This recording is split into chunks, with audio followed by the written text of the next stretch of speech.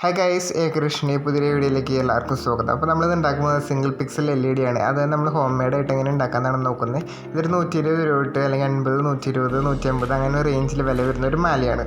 ഇതൊരു 3 ഇഞ്ചിൻ്റെ മാലയാണ്. അപ്പോൾ ഇതിൽ ഉപയോഗിക്കുന്നത് 5mm ബൾബാണ്. പക്ഷേ ഇത് 12 വോൾട്ടിലാണ് പ്രവർത്തിക്കുന്നത്. അപ്പോൾ അതെങ്ങനെയാണ് 12 വോൾട്ടിൽ പ്രവർത്തിക്കുന്നത്, എങ്ങനെയാണ് ഇത് ഉണ്ടാക്കാൻ നോക്കാം. അപ്പോൾ അതിനായിട്ട് നമ്മൾ ആവശ്യമായിട്ടുള്ള ബൾബ് എടുത്തിട്ടുണ്ട്. ഇതൊരു 5mm ബൾബാണ്. അത് 3.7 തൊട്ട് 4 വോൾട്ടിലാണ് പ്രവർത്തിക്കുന്നത്.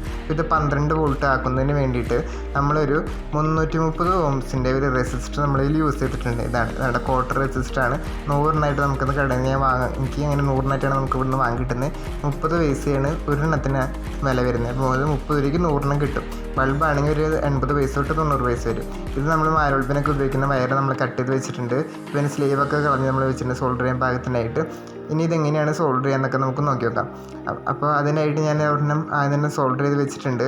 അപ്പോൾ ഇതിൻ്റെ ഈ ബൾബിൻ്റെ പോസിറ്റീവിൽ നമ്മൾ ഈ 330 ഓംസിൻ്റെ റെസിസ്റ്റർ സോൾഡർ ചെയ്ത് വെച്ചിട്ടുണ്ട്.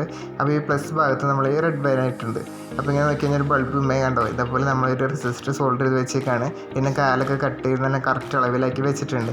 ഇനി ഇത് മറ്റേ മാലയുടെ പാരലായിട്ടാണ് നമ്മൾ കണക്ട് ചെയ്യുന്നത്. സാധാ മാലൊക്കെ നമ്മൾ സീരീസ് ആയിട്ടാണ് കണക്ട് ചെയ്യാറ്.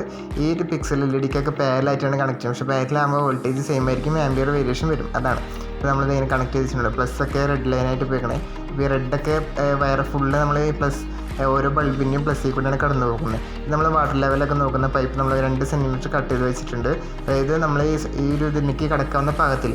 എന്നിട്ട് നമ്മൾ ഇതിനുള്ളിൽ കടത്തി വെച്ചിട്ട് നമ്മൾ ഗ്ലൂ ഗണ്ണൊക്കെ വെച്ച് ഫില്ല് ചെയ്ത് വെക്കുകയാണ് ചെയ്യുന്നത്. കണ്ടോ, ഇതുപോലെ നമ്മൾ ഗ്ലൂ ഗണ്ണൊക്കെ വെച്ച് ഫില്ല് ചെയ്ത് വെച്ചിട്ടുണ്ട്.